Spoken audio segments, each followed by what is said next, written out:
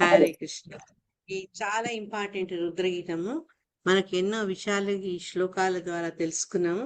మొట్టమొదట ఈయన యొక్క ఎవరు ప్రచేతాసు ఎవరు, వాళ్ళ పూర్వీకులు ఎవరు, వాళ్ళు ఎక్కడి నుంచి వచ్చారు, ఎవరికి జన్మించారని చూసుకున్నాం మనము.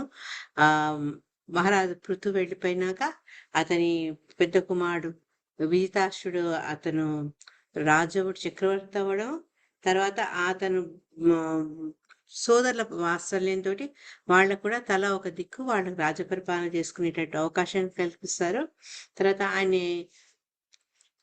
ఆ వివాహమైనాక ఆయన యొక్క కుమారుడు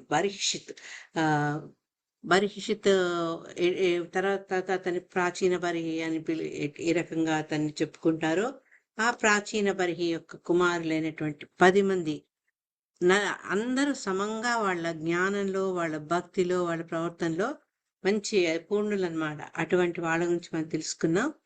తర్వాత ఈ పరీక్షిత్ కంటే ఇంకొక భార్య ద్వారా అతనికి ముగ్గురు మగపిల్లలు పుడతారు. వాళ్ళు పూర్వంలో అగ్నిదేవతలు ఉండడం, తర్వాత వాళ్ళ శాపవశాత్తు ఇతనికి సంతానంగా అవడం, తిరిగి వాళ్ళ సాధన ద్వారా వాళ్ళు పూర్వ జన్మను వాళ్ళు పొందడం జరుగుతుంది. ఈ ప్రాచీన అంటే పరిషిత్ ఏంటంటే అతను చాలా ఈ యజ్ఞ నిర్వహించడం, కర్మకాండంలో చాలా ఎక్స్పర్ట్.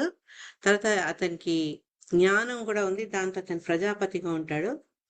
అతను తన సంతానం ఎప్పుడైతే పెద్దగా అవుతారో వాళ్ళను కూడా మళ్ళా ప్రజోత్పత్తి చేయాల్సి ఉంటుంది. కాబట్టి పెళ్లి చేసుకోమని ఆదేశిస్తారనమాట.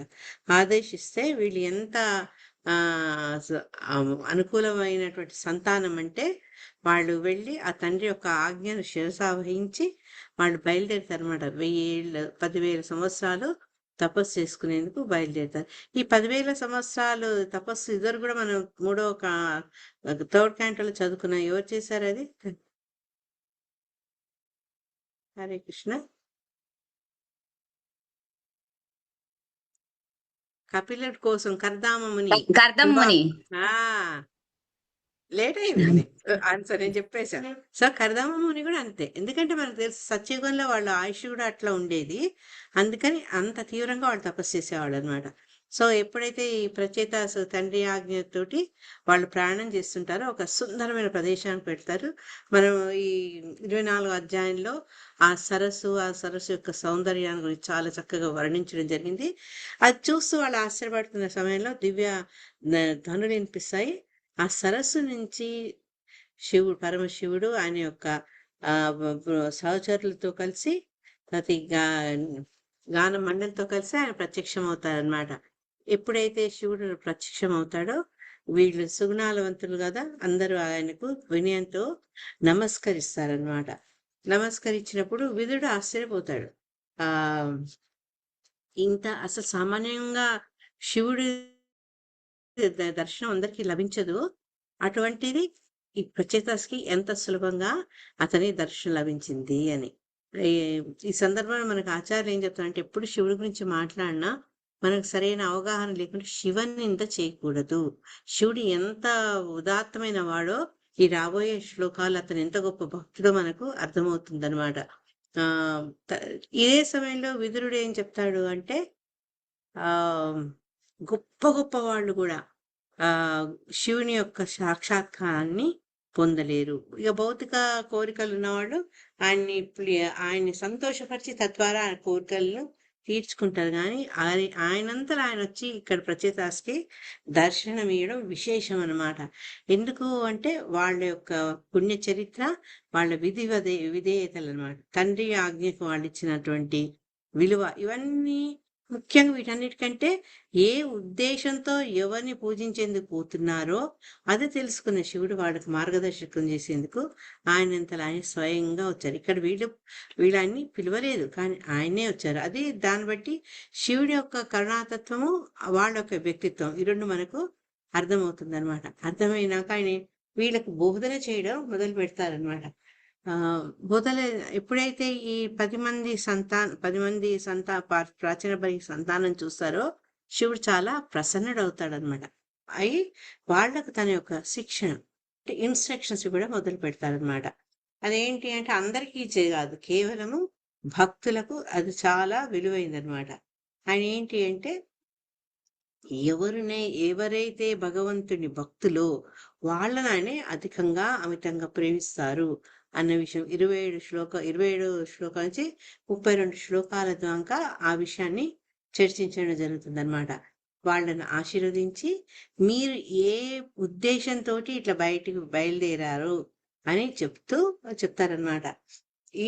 ఆ సంగతి నాకు తెలుసు కాబట్టి నేను మిమ్మల్ని ఆశీర్వదించేందుకు వచ్చాను అంటే, ఇంకో రకంగా చెప్పంటే ఆయన కృపను వాళ్ళ మీద వర్షించేందుకు స్వయంగా శివుడు వస్తాడనమాట.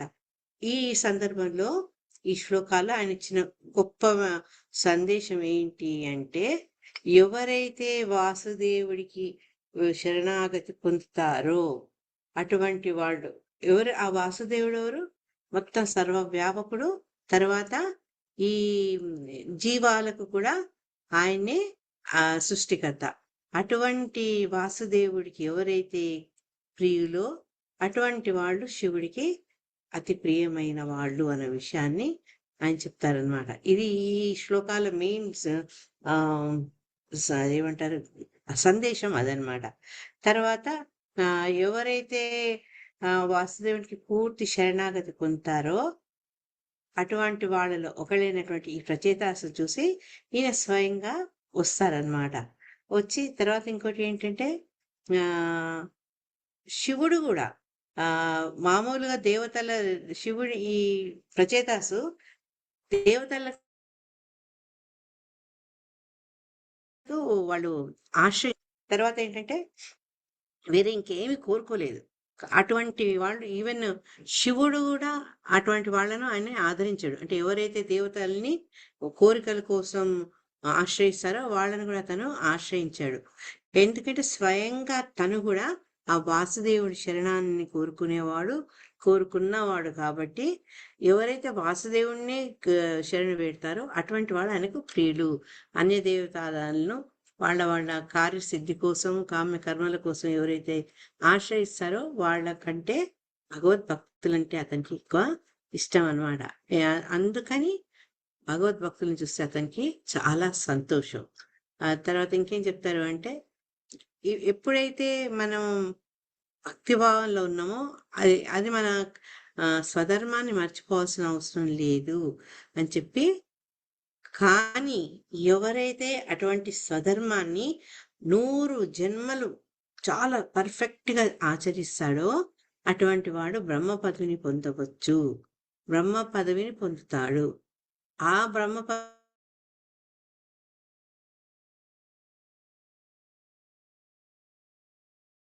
పదవి పొందినా కూడా మళ్ళా అతను శివుడు కాడు, శివుని చేరగలుగుతాడు. అంత కష్టమైన పని. ఇక మరి మన బ్రహ్మ శివుల గురించి మాట్లాడుతుంటే మరి ఆ వాసుదేవుడి సంగతి ఏంటి?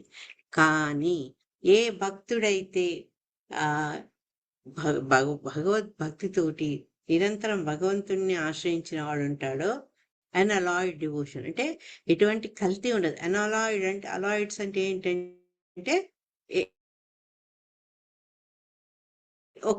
ఒక మెటల్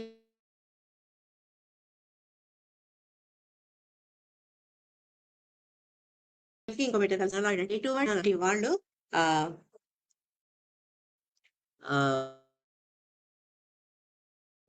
భగవంతుని డైరెక్ట్ గా. అసలు వీళ్ళంతా ఏంటి, ప్రళయం ముగిసినాక వాళ్ళంతా భగవంతుని దేహంలోకి వెళ్ళిపోతున్న సమయంలో ఆ రకంగా వాళ్ళు వాసుదేవుని చేరుతారు. కానీ భక్తులు మటుకు కేవలం వాళ్ళ శుద్ధ భక్తి ద్వారా భగవంతుని చేరగలుగుతారు అనమాట. ఇది ఈ పరంపర, ఈ శ్లోక పరంపరలో ఇంకేం మాట్లాడారు అంటే, సామాన్యంగా ఈ మన డార్విన్ ఎవల్యూషన్ థియరీలో ఉంటాం కదా, చిన్న అణువు నుంచి 2 కణాలు, 2 కణాల నుంచి 4 కణాలు, అనేక కణాలు ఉండే జీవులు ఎట్లా పెద్దగా అవుతాయి, తర్వాత చేపల తర్వాత భూచరాలు, ఉభయచరాలు, భూచరాలు, గాలు ఎగిరేవి, నీళ్ళ మీద పాకేవి, ఈ రకంగా ఇవన్నీ ఉన్నాయి కదా.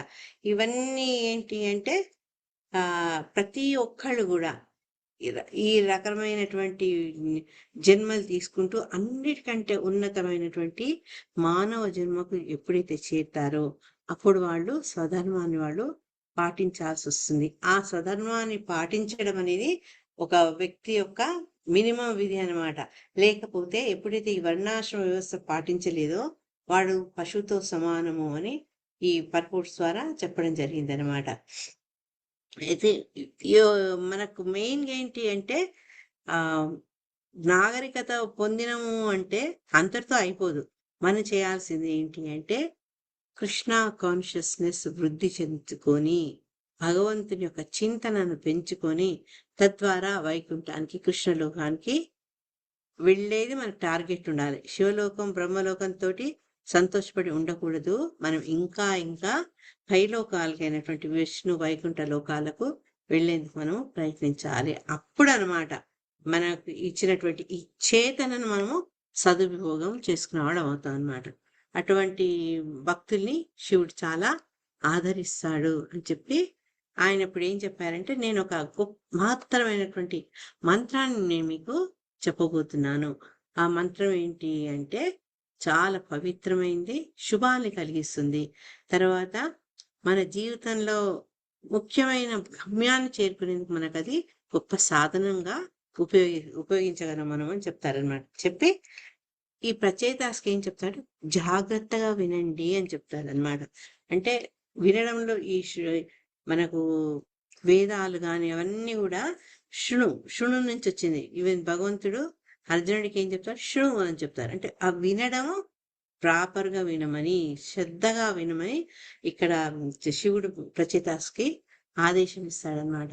తర్వాత ఇంకా రుద్రగీతం మొదలవుతుంది. 33 నుంచి 68 శ్లోకాల దాకా అతి అద్భుతమైనటువంటి రుద్రగీత. దీంట్లో మనకి చిన్న చిన్న సబ్సెక్ట్స్ ఉంటాయి. ఇతను శివుడు గొప్ప భక్తుడు, విష్ణు భక్తుడు, నారాయణ భక్తుడు. గౌరంగ దర్శన ప్రభు చెప్తారు, కొన్నిసార్లు విష్ణుగా, కొన్నిసార్లు కృష్ణగా, కొన్నిసార్లు నారాయణగా ఆ భగవంతుని ఇక్కడ శివుడు సంబోధిస్తుంటాడనమాట. ఫస్ట్ ఏంటి అంటే 33వ శ్లోకంలో జయ అంటే ఆయన యొక్క కీర్తిని ఆయన విశ్లేషించి పొగుడుతున్నారనమాట. అంటే మనం భగవంతుని యొక్క లక్షణాన్ని, భగవంతుని యొక్క గొప్పతనాన్ని ఎప్పుడైతే తెలుసుకుంటామో అప్పుడు మనము ప్రార్థన రూపంలో వాటిని చెప్తామన్నమాట. కుంతిదేవిని చూసాం, భీష్ముడిని చూసాం, అనేక మంది గొప్ప గొప్ప గొప్ప భక్తులు వాళ్ళంతా ఏం చేశారు, ప్రార్థన ద్వారా భగవంతుని ప్రేజ్ చేయడం అనమాట. అతని గొప్పతనాన్ని తెలుసుకొని ఆ గొప్పతనం గురించి మాట్లాడడం. ఎందుకు అంటే ఎవరైతే ఆత్మ ఆత్మ ఆత్మ ఆత్మజ్ఞులు తత్వవేత్తలు ఉంటారో వాళ్లకు కేవలం వాళ్ళ యొక్క ఆశయం, వాళ్ళ గోల్ చేరుకోవాల్సిన స్థలము భగవంతుడే. కాబట్టి వాళ్ళు ఏంటి అంటే అటువంటి వాళ్ళకు ప్రియమైన వాడు, ప్రార్థనలతో ప్రీతి పొందేవాడు అనమాట. ఈ రకం చెప్తూ అందరికీ ఎవరైనా చివరి చేరాల్సింది వాసుదేవుణ్ణి అన్న విషయాన్ని ఇక్కడ చెప్తారనమాట. చెప్పి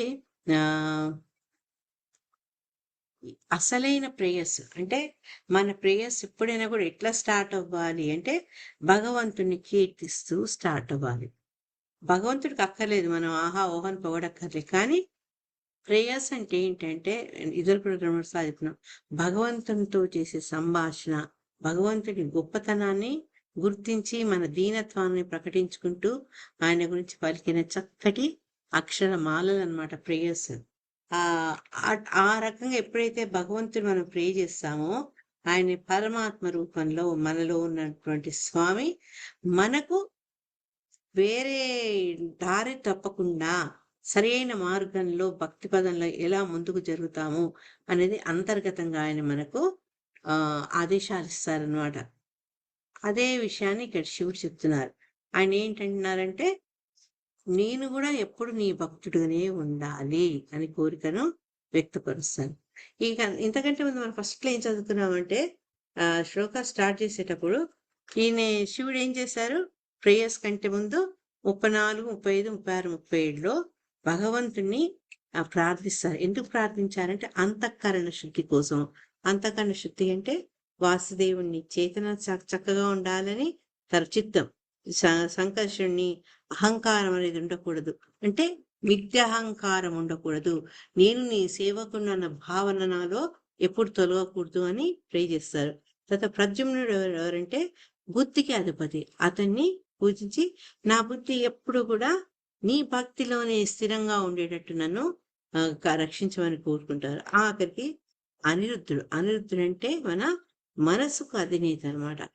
నా మనస్సు అన్య విషయాల వైపు కాకుండా కేవలం భగవంతుని పాద పద్మాల వైపే ఆకర్షితమయ్యేటట్టు చేయమని అడుగుతాడు. ఈ రకంగా ప్రార్థిస్తూ స్వామిని ఈ చతుర్వ్యూహ రూపంలో ప్రే చేస్తూ అంతఃకరణ శుద్ధి చేసుకుంటారు. తర్వాత ఏంటంటే ఆయా దేహ భాగాలకు అధిష్టాన దేవతల్ని తలుచుకుంటూ మిగతా ఇంద్రియాలని కూడా ఆయన్ని ప్యూరిఫై చేసుకుంటారు. కళ్ళు, వాక్కు, తర్వాత వినికిడి శక్తి, మనస్సు, రుచి, ఇవన్నిటిని గురించి ఎవరైతే అధిష్టాన దేవతలు ఉన్నారో వాళ్ళందరినీ కూడా ఆయన్ని ధ్యానిస్తారు అన్నమాట. ధ్యానిస్తూ ఏ రకంగా శివుడు తను వాసుదేవుడు భక్తుడుగానే తను కోరుకున్నాడో అది ద్వారా చెప్పడం జరుగుతుంది. 34 నుంచి 43 శ్లోకాలు ఏంటంటే భగవంతుడే ఈ సృష్టికి మూలాధారం. ఫస్ట్ ఏమో ఆయన భగవంతుని యొక్క చతుర్వ్యూహాన్ని, తర్వాత మిగతా దేవతల్ని, ఇంద్రియాలని అన్నిటి పూజిస్తే రెండవ సెక్షన్లో ఏం చేశారంటే భగవంతుడు సర్వకారణ కారణం, ఆయన ద్వారానే ఈ సృష్టి రచించబడుతుంది అన్న విషయాన్ని చెప్పారనమాట. చెప్పి ఈ మొత్తం సృష్టికి ఆయన కారణకర్త, ఆయన యొక్క నాభి నుంచి వచ్చిన కమలం ద్వారా ఈ యొక్క ద్వితీయ సృష్టి జరిగిందని చెప్పుకుంటూ మన ఇంద్రియాలకు ఆయనే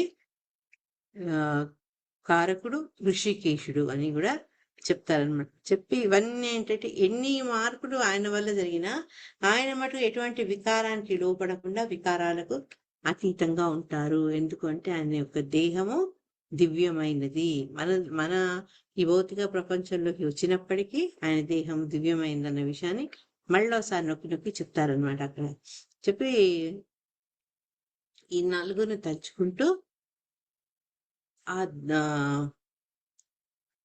ఈ ధ్వని అంటే మనం చదువుకున్నాం కదా వేదాల అది ఆ వేద బ్రహ్మం, ఆ ధ్వని ద్వారానే మనము భక్తి యొక్క సాధనలో ముందుకు వెళ్ళొచ్చు. ఎందుకంటే ఆధ్యాత్మిక పరమైనటువంటి ధ్వని తరంగాలు మనకి వేదాల ద్వారా అయినా ఇవ్వబడింది అనమాట. చెప్పుకుంటూ నెక్స్ట్ ఏంటంటే మనకు ఈ అహంకారము ఏ రకంగా శుద్ధి పొందాలి. మనం ఫస్ట్ చదువుకున్నాం కదా అహంకారంలో ఫాల్స్ ఇగో అంటే ఏంటి, నేను దేహాన్ని అనుకోవడం. కానీ నిజమైన అహంకారం అంటే నేను దేహాన్ని కాదు, నేను ఆత్మని అని తెలుసుకోవడం. ఆ రిలేషన్ దేహానికి ఆత్మకి మధ్య ఉండే జ్ఞానాన్ని బట్టి మనకు అహంకారము విద్యాహంకారం అనేది మనం నిర్ణయించుకోవచ్చు అనమాట. దీన్ని ఏ రకంగా మనము మనలో ఉండే మిథ్యా అహంకారాన్ని మనం ఏ రకంగా శుభ్రపరచుకోవచ్చు, మనకు చక్కటి మార్గం చెప్పాడు శివుడు. చెప్పండి, మనలో ఉండే మిథ్యా అహంకారం ఎలా తొలగించుకోగలం మనం? సులభమైన మార్గం జపం చేసుకుంటూ. పర్ఫెక్ట్ శ్యామాతజీ. ఏదైతే అద్భుతమైనటువంటి ధ్వని తరంగాన్ని సృష్టిస్తుందో ఈ జప చాంటింగ్ ద్వారా మనము మన మనస్సుని తథా ఈ అహంకారాన్ని మనం దాన్ని శుభ్రం చేసుకోవచ్చు అనమాట. మనసును, తర్వాత మన ఇంద్రియాలను, మన బుద్ధిని, మన కర్మల్ని, వీటన్నిటిని కూడా మనము శుభప్రదం చేసుకుంటాం. అది ఎవరు చెప్తున్నారంటే ఎవరైతే ఈ ఈగో అహంకారానికి ప్రతినిధి వహిస్తున్న శివుడు ఉన్నారో ఆయనే చెప్తున్నారు అనమాట. ఈ అహంకారంలో మిథ్యా అహంకారం తొలగించుకోవాలి అంటే మనం భగవన్నామాన్ని చేయాలి అన్న విషయాన్ని. తర్వాత ఇంకోటి ఏంటంటే ప్రతి వయసులో ఉన్న వాళ్లకు ఆ ఈగో అని తప్పకుండా ఉంటుంది. కానీ ఆ ఈగో నుంచి బయటపడాలంటే మాత చెప్పినట్టు భగవన్నామ స్మరణ ఉండాలి. ఇంకోటి భగవంతుని యొక్క కృప కూడా కావాలి. అందుకని శివుడు భగవంతుని ప్రార్థిస్తున్నాడు అనమాట ఇక్కడ. లేకపోతే ఏమైతుందంటే మనలో ఉండే ఈ ఫాల్స్ ఈగో అనేది మనను ముందుకు పోనీయకుండా ఈ భౌతిక ప్రపంచానికి కట్టివేసేస్తుంది. కానీ ఎప్పుడైతే ఈ మనలో ఉండే విద్యాహంకారం పవిత్రం అవుతుందో అప్పుడు ఏంటంటే మన యొక్క ఆత్మను, మన యొక్క భావాలన్నిటిని కూడా ఆధ్యాత్మికమైనటువంటి జీవనాని కోసం మనం వినియోగించగలుగుతాం అన్నమాట. ఇదంతా మనకి ఏ రకంగా వస్తుంది? భగవద్దత్తమైనటువంటి వేదాల యొక్క ధ్వని ద్వారా మనకు తెలుస్తుంది అనమాట. వేదాల యొక్క గొప్పతనం ఏంటంటే అది పూర్తి జ్ఞానాన్ని శబ్ద రూపంలో గ్రహించారనమాట. వేదాలకి శ్రోత అంటే ఫస్ట్ వేదాలు చాంట్ చేసేవాడు, దాన్ని వినడము, తర్వాత దాన్ని వెళ్ళవేయడం, మళ్ళీ అదే రకంగా వేదాలు ఒక జనరేషన్ నుంచి ఒక జనరేషన్కి మార్పిడి జరగడం జరిగిందనమాట. కానీ మనకు శ్రీల ప్రభుపాద చెప్పింది ఏంటంటే ఈ రోజుల్లో వేదాలు చదవక్కర్లేదు, వేదాలకు సమానమైనటువంటి మహామంత్రాన్ని మనం చాంట్ చేస్తే చాలు. 1 సెకండ్.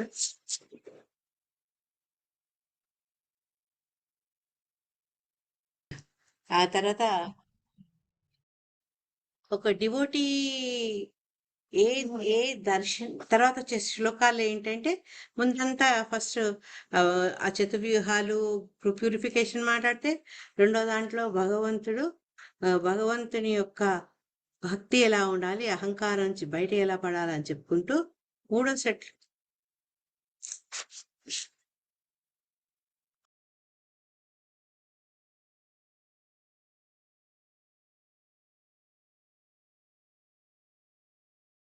కూడా ఎటువంటి దర్శనం కావాలంటున్నారంటే, ఏ దర్శనం అయితే ఆయన యొక్క భక్తులకు ప్రీతికరమైందో అటువంటి దర్శనాన్ని, అటువంటి స్వామిని చూడాలన్న అభిలాషను ఇక్కడ శివుడు వ్యక్తపరుస్తున్నారు అనమాట.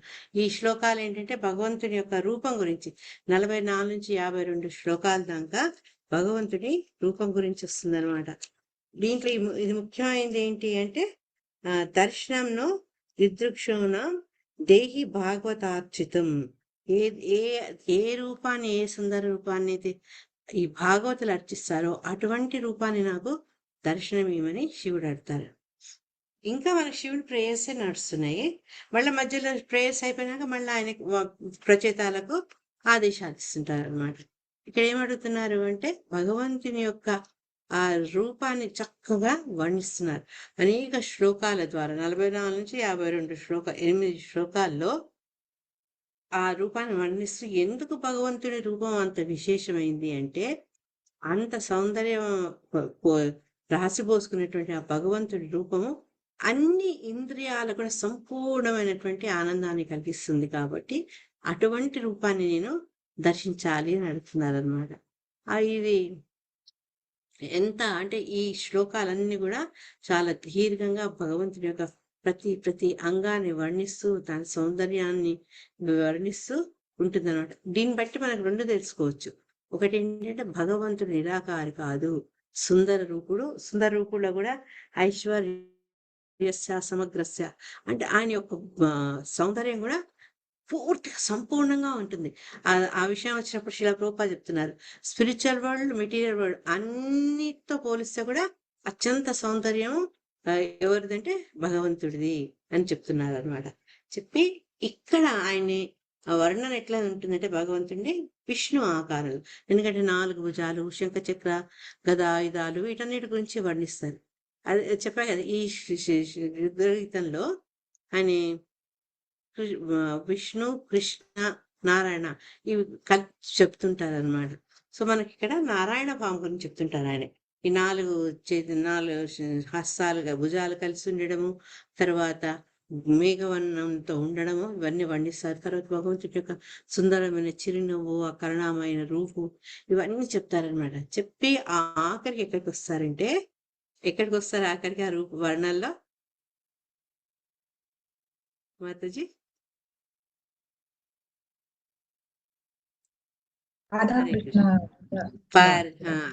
ఆయన యొక్క పాదాల యొక్క నఖాల దగ్గరికి వస్తుంది అనమాట.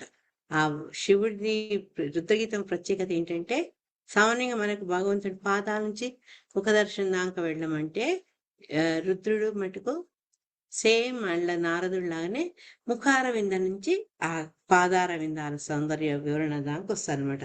ఆ పాదాల యొక్క నఖాల కాంతి గురించి చెప్తారు. ఆ నఖాల నుంచి వచ్చే కాంతి మనలో ఉండే అజ్ఞానాన్ని అది రూపుమాపుతుంది.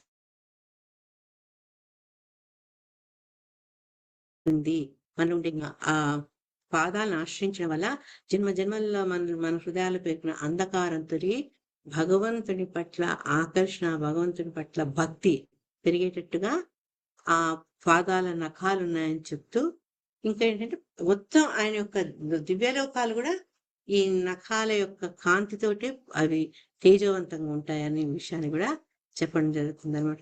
అయితే ఇవి చెప్పుకుంటూ భక్తి ద్వారా మనం మనల్ని ఏ రకంగా పవిత్రీకరణ చేసుకోవచ్చు, ఏ రకంగా మనము భయం నుంచి దూరం అవ్వచ్చు అనే విషయాన్ని 53 నుంచి 68 శ్లోకాల ద్వారా చెప్పడం జరిగింది అనమాట. ఎప్పుడైతే మనం భయాన్ని నుంచి దూరంగా వెళ్ళాలి, మన భావనలు పవిత్రంగా కావాలి అనుకుంటే దానికి మనం చేయాల్సింది ఏంటి అంటే ముందు చెప్పుకుంది భగవంతుని పాదాల మీద మన దృష్టిని కేంద్రీకరించి భగవంతుని సేవ చేయడం ద్వారా సేవ చేయడం ద్వారా మనలో ఉండే భయాలు తొలగిపోతాయి అన్నమాట. ఈ భయాలను ఉండడం సాధారణంగా ఎప్పుడైతే భగవంతుని పూర్తిగా ఆశ్రయిస్తారో వాళ్ళలో ఉండే గొప్ప క్యారెక్టర్ ఏంటంటే నిర్భయత్వం. వాళ్ళలో భయం ఉండదు. ఎందుకంటే సమస్తం భగవంతుని అధీనంలోనే ఉన్నాయని తెలుసుకుంటాడు. తర్వాత అన్ని కూడా భగవంతుని అధీనంలోకి చేస్తాడు కాబట్టి అటువంటి భక్తుడికి భయం అనేది ఉండదు అని శిలా ప్రభుపాద చెప్తున్నారు అనమాట.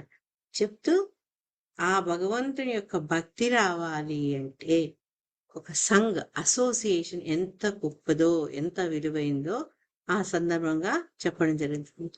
మనం ఎప్పుడు చదువుకునే శ్లోకాన్ని కూడా చెప్పారు, సాధు సంఘ సర్వశాస్త్రమయే లవమాత్ర సాధు సంఘ సర్వశుద్ధి హోయే. ఈ రకంగా ఒక క్షణంలో అరక్షణం కూడా మనకు శుద్ధ భక్తుల యొక్క సాంగత్యం లభిస్తే మనకేంటంటే జరిగే ప్రయోజనం ఏది అంటే మన సామాన్యంగా ఈ భౌతిక ప్రపంచంలో మనకి ఎట్లా ఉంటుందంటే కర్మకాండల పట్ల ఆసక్తి, తర్వాత కామ్య కర్మలు చేసి తద్వారా భోగించాలన్న కోరిక మనకు ఎక్కువ ఉంటుంది అనమాట. అటువంటి కోరికలు మనలో తగ్గిపోతాయి. ఎప్పుడు తగ్గిపోతాయి? సత్సంగత్వంతో, సత్పురుషుల సాంగత్యం. అది కూడా కొంచెం చాలు. చూడండి, ఒక్కసారి కలిశాడు మృగారి మారిపోయాడు, ఒక్కసారి కలిశాడు ప్రహ్లాదుడు ఆయన ఇక్కడ గర్భం నుంచే భక్తుడు టర్న్ అయిపోయాడు, అసుర కులంలో పుట్టి. అదే రకంగా ధ్రువుడు మారుడి తల్లి మీద తండ్రి మీద అలిగిపడ్డాడు. నారదుని సాంగత్యంతో పరమ భక్తుడై భగవంతుని యొక్క కృపా కటాక్షాన్ని పొందాడు. అంటే ఒక గొప్ప భక్తుడి యొక్క అసోసియేషను కొంచెమన్నా సరే వాళ్ళ జీవితాలు మారిపోతాయి అన్నమాట. అది చెప్పుకుంటూ అటువంటి భక్తుల సాంగత్యం ఉన్న వాళ్లకు ఈ ఎవరైతే దేవతలు వరాలు ఇస్తారో అది వాళ్లకు అవసరం లేదు. ఎందుకంటే ఆ వరాలు తాత్కాలికము, సెకండ్ ఆ వరాలు వాళ్ళకి ఇవ్వగలిగే శక్తి కూడా భగవంతుడి దగ్గర నుంచే వచ్చింది. సో ఎప్పుడైతే ఆ భగవంతుడి సేవా అవకాశం దొరికిందో ఈ స్వర్గ భోగ్యాలు, బ్రహ్మజ్యోతిలో కలుసుడు ఇవన్నీ కూడా ఒక భక్తుడికి ఆసక్తి జనకంగా ఉండదు. వాడికి ఇంతసేపు భగవంతుని యొక్క సేవలోనే ఆనందం పొందుతారు, ప్రశాంతంగా అవుతుంది అన్నమాట.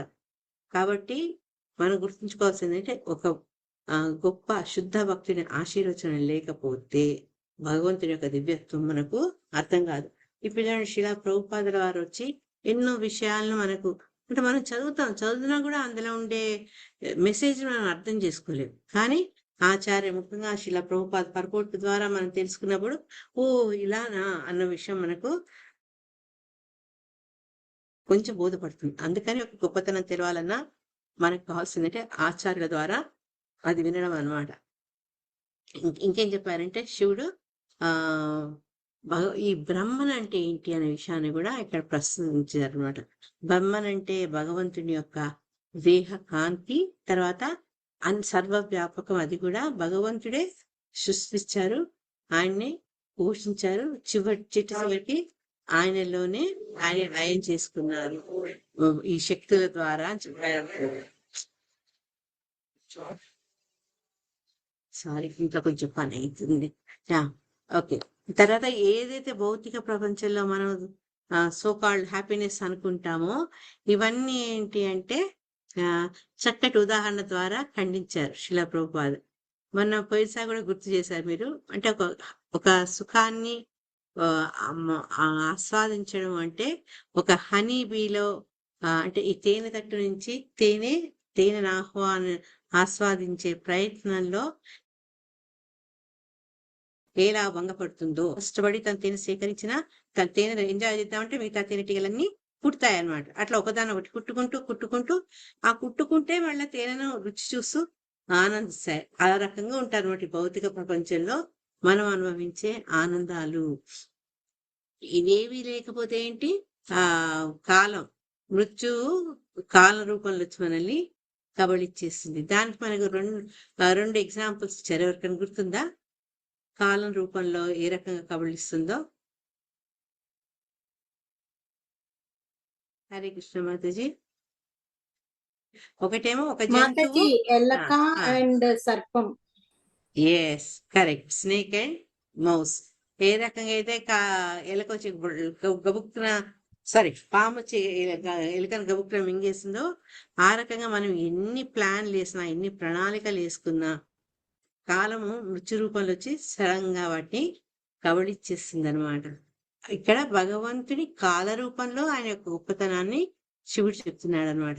తర్వాత 68వ శ్లోకంలో ఏంటంటే రుద్రుడు గురించి భయాన్ని ప్రకటిస్తారనమాట అక్కడ. అని ఎందుకు అంటే సామాన్యంగా రుద్రుడు ఈ ప్రళయాన్ని చాలా క్రోధంతో చేస్తారు. ఈయన ఏంటంటే భక్తుడు కాబట్టి ఆ ప్రళయాన్ని ఆ రుద్రుడు యొక్క రౌద్రాన్ని గురించి అతను అంటే కొంచెం కంగారు పడతాడు అనమాట.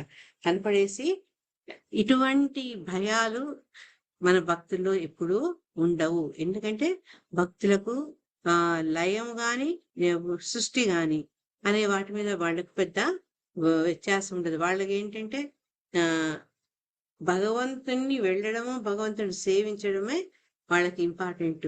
వాళ్ళు ఎప్పుడు భగవంతుడిని తలుస్తుంటారు కాబట్టి వాళ్ళకి భగవంతుడి మీద ఉండే విశ్వాసం ఏంటంటే వాళ్ళు మళ్ళీ భగవంతుని దగ్గరికే వెళ్ళిపోతారు అన్న ఆ విశ్వాసంతో వాళ్ళకి ఎటువంటి భయం అంటూ ఉండదు అని చెప్పారు. ఇక్కడ దీన్ని ఫియర్ ఆఫ్ రుద్ర అంటే రుద్రులు అంటే భయాన్ని ఇక్కడ రుద్రుడు స్వయంగా ప్రకటించడం అన్నమాట. కానీ భగవంతుడి మటుకు ఎవరైతే తన పాదాలను ఆశ్రయించారో అటువంటి వాళ్లకు సంపూర్ణమైనటువంటి రక్షణను కల్పిస్తారు. దానికి మన ఉదాహరణ చేప పిల్ల, ఆ తర్వాత జాలరి వాడు పాదాలను ఆశ్రయించడం తలుచుకున్నాం. సో ఈ రకంగా ఏంటంటే భగవంతుడు తన పాదాలను ఆశ్రయించిన వాడికి ఇటువంటి భయాన్ని కలగకుండా కాపాడుకుంటారన్నమాట. 69 నుంచి 79 శ్లోకాల్లో ఈ భగవంతుడిని కీర్తించడం అయిపోతుంది. మళ్ళా ప్రచేతాలకు ఆయన ఆదేశం ఇస్తారనమాట. ఏం చెప్తారంటే మీ యొక్క క్షత్రియ ధర్మాల్ని మీరు పరిశుద్ధమైన మనసుతో చేయండి. ఈ మంత్రాన్ని నేను ఏ మంత్రాన్ని అయితే మీకు ఇప్పుడు చెప్పానో ఆ మంత్రాన్ని చక్కగా ధ్యానం చేయండి. మీ మనసును భగవంతుని యొక్క ఆధార విందాల మీద కేంద్రీకరించడం చెప్తాడనమాట. చెప్పి ఇది ఒక ప్రత్యేకం కాక మనందరికీ, ఎందుకంటే భగవంతుడు మన హృదయంలో ఉంటాడు కాబట్టి అటువంటి భగవంతుడిని ఎప్పుడు పొగడాలి, ఎప్పుడు మనము ఆయన్ని ఆశ్రయించాలి. తర్వాత ఈ శివుడు ఏం చెప్తారంటే ఈ స్తోత్రాన్ని యోగా సిస్టంతో కూడా పోల్చుకుంటూ భగవద్ నామస్మరణ ఎలా చేయాలి అనే దాని యొక్క ప్రాముఖ్యతను గురించి చర్చించడం జరుగుతుంది అనమాట. అది ఎట్లుండాలి అంటే నెమ్మదిగా ఉండాలి, తర్వాత శ్రద్ధగా ఉండాలి, తర్వాత గౌరవంతో ఇష్టంతో కూడా చేయాలి అనమాట. చేసి ఈ స్తోత్రాన్ని ఏ స్తోత్రం అయితే ప్రచేతాస్తం చెప్పాడో ఆ స్తోత్రం అతనికి బ్రహ్మ నుంచి ప్రజాపతి వీళ్ళందరికీ ఎందుకు అందజేయబడింది అంటే వీళ్ళు వాళ్ళ సృష్టి కార్యంలో వాళ్ళకు ధైర్యం కోల్పోకుండా భగవంతుడి సంపూర్ణ విశ్వాసంతో వాళ్ళకి ఏ డ్యూటీని అప్పచెప్పారో ఆ కర్తవ్య నిర్వహణ చేసేందుకు అన్నమాట. ఈ శ్లోకాన్ని భగవంతుని ధ్యానిస్తూ చాంట్ చేసుకుంటూ వాళ్ళు ఏంటంటే అజ్ఞానం అనే అంధకారం నుంచి వాళ్ళు బయటపడి అనేక రకాలైనటువంటి జీవరాశులను ఉత్పత్తి చేయగలిగారు. దీంట్లో మనకు ఉషామాతాజీ గుర్తుకొస్తుంది. మిగతా జీవరాశులు కూడా ఒకేసారి ప్రొడ్యూస్ అయ్యాయా ఎలా అంది జవాబు నేను గొప్పగా ప్రేయర్స్లో పెట్టాను నేను. సో ఎవరైనా సరే ఈ స్తోత్ర గురించి విశ్వాసంతో చదువుకుంటారో వాళ్ళు ఈ భక్తి మార్గంలో సార్థకత పొందుతారు అని ఫలశ్రుతి చెప్తారనమాట. ఎందుకు అంటే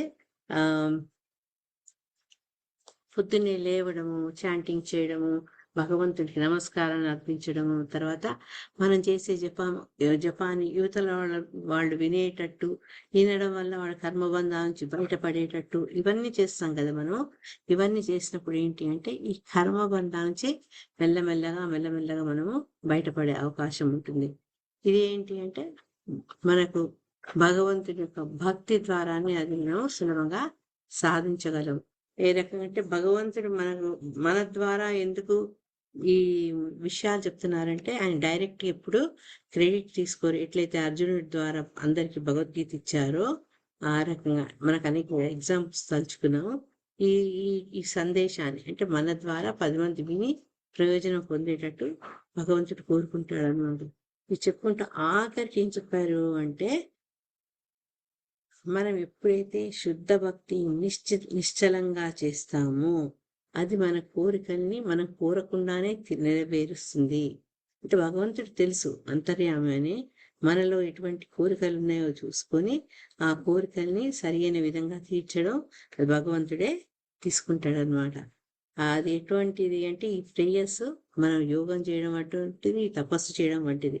అంత ఏమంటారు శక్తి కలిగిందనమాట. సో మనం ఎప్పుడైనా మనం గుర్తుంచుకోవాల్సిందంటే ఒక 2 నిమిషాలు ఆపేస్తా నేను. ఈ మొత్తం చాప్టర్ ద్వారా మనం తెలుసుకోవాల్సింది ఏంటంటే డ్యూటీ ఆ డివోషన్ అని అడుగుతారు, కానీ డ్యూటీ చేయాలి, డివోషన్ చేయాలి. ఆ డ్యూటీ చేసుకుంటూ